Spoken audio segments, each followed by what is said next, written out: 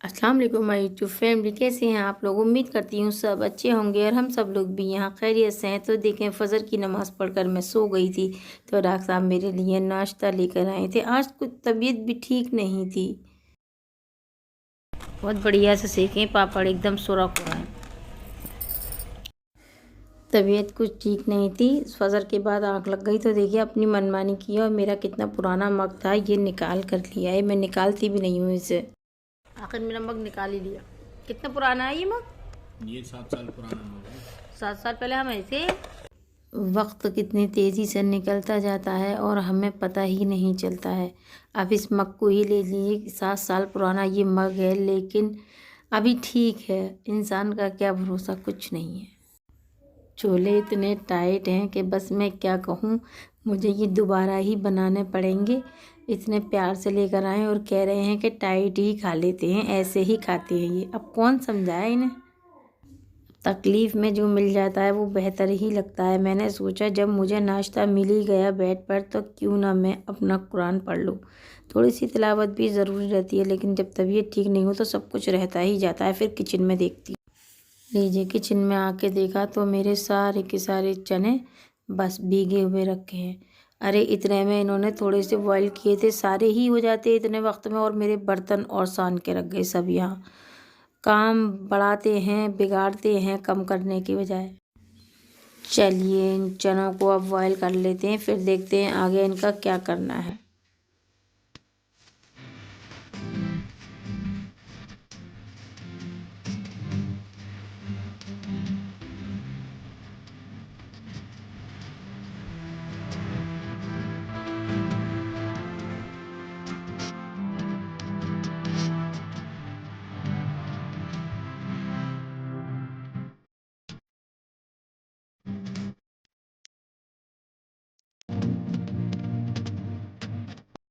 अब ऐसे ही खाएंगे तो उनके ऐसे ही निकाल देती हूँ, एमन के लिए तल देती हूँ। क्या करूँ, फिर अलग अलग फरमाइशें हैं।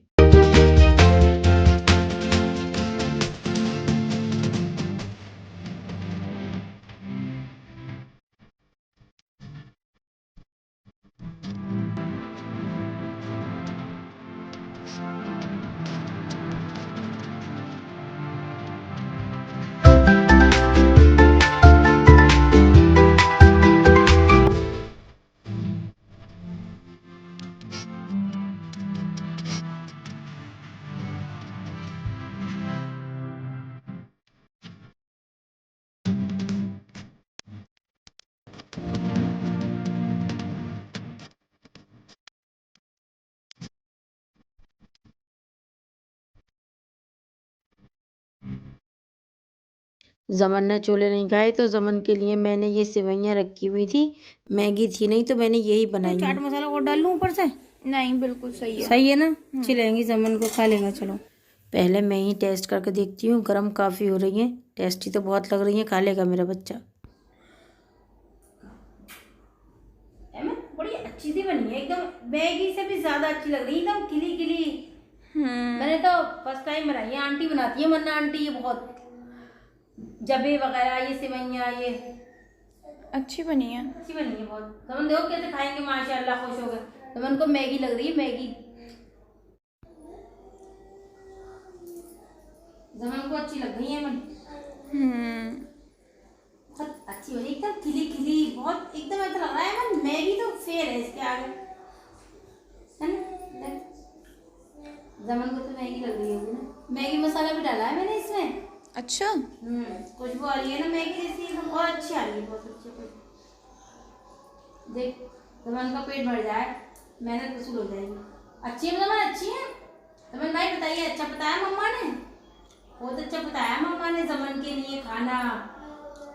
जमन खा लेते ना, बहुत अच्छा लगता है। देखो जमन कैसे देख रहे हैं, जमन का पेट भर जाता है तो मुझे सबसे ज़्यादा खुशी होती है, ऐसा लगता है मेरा पेट भर गया।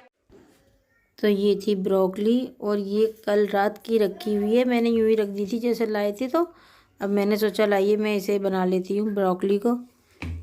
पता नहीं जाने कैसी हो गई है। गाजर भी हैं, गाजर का देखते हैं क्या करना है अभी, लेकिन पहले ब्रोकली को लेते हैं। ब्रोकली को बेचारी को पता नहीं क्या सर्दी लगी है, क्या हुआ है, एकदम ऊपर से अजीब सी हो रही है। मैं सोच रही हूँ पका लूँ तभी ठीक रहेगा, वरना ये ख़राब हो जाएगी। कलर भी इसका चेंज हो गया है ब्रोकली का, जबकि बिल्कुल ग्रीन होती है एकदम। अच्छा सा है अभी कलर ग्रीन, इतनी पीली नहीं हुई है, लेकिन चलिए मैं ऐसा ही बना लेती हूँ। इसमें डंठल मुझे काफ़ी ज़्यादा लग रहे हैं। तो कट कर ली ये ब्रोकली, इसमें से ये सारा ये कूड़ा ज़्यादा निकला है ये, और ब्रोकली बस ये इतनी सी निकली है। ये भी ऐसे ये कल से रखी थी तो ये पीली हो गई है, ऐसे तो होती भी नहीं है, पता नहीं क्यों ऐसे ये ब्रोकली हो रही है एकदम। चलिए मैं बना लेती हूँ, चिकन में डाल के ब्रोकली को भून लेती हूँ, मतलब कीमा चिकन का और ब्रोकली। ये है चिकन का कीमा और बस इसको भून लेते हैं। और ये है ब्रोकली और कीमा, दोनों को मैंने मसाला भून के बस यूं ही भून लिया था। और देखिए जब तबीयत ठीक नहीं होती है तो खाना भी कैसा अजीब सा बनता है, एकदम बद शक्ल लग रहा है। देखती हूँ इसमें क्या करना है, मुझे रोगन वगैरह तो आया नहीं है। मेरा ये सालन भुन चुका है बहुत अच्छे से। अब मैं इसमें थोड़ा सा पानी डालकर और इसको दम कर देती हूँ, तो अच्छे से इसके रोगन ऊपर आ जाएगा, तो ये अच्छा लगने लगेगा। तो शक्ल भी अच्छी लगती है। मुझे तो बगैर रोगन का खाना सच बताऊँ अच्छा लगता ही नहीं है, देखने में ना खाने में। तो जब तक सालन दम होता है तो मैं ऐसा करती हूँ, समन के लिए पराठे बना लेती हूँ। और पराठे बना रही हूँ, ये मैदा है असल में। एमन ने मैदा बूंदी थी रोटी बनाने के लिए, पराठे लच्छा पराठा बनाने के लिए। हाँ, तो एमन से बनी ही नहीं, क्योंकि ये मैदा तो ऐसी होती है कि वो सुकड़ती है मैदा। अब ये मैंने फ्रिज में रख दिया, फिर इसको उठा के अब मैंने कहा लाओ मैं बना देती हूँ। तो मुझे भी बड़ी मशक्क़त करनी पड़ रही है इसको बनाने के लिए। मैं सोच रही हूँ मैदा है तो मैं समन के लिए पराठा बना ही देती हूँ, वरना तो ये मैदा ख़राब ही होके जाएगा। तो चलिए करते हैं मशक्क़त इसके साथ, पराठे के साथ।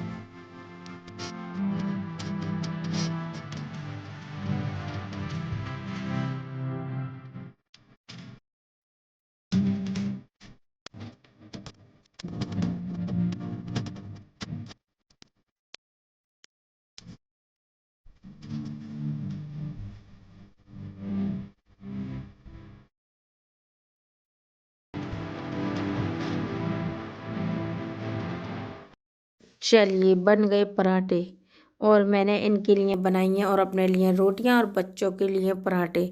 बहुत मेहनत करनी पड़ी है इन पराठों को बनाने के लिए। चलिए देखते हैं अब सालन का क्या हाल है।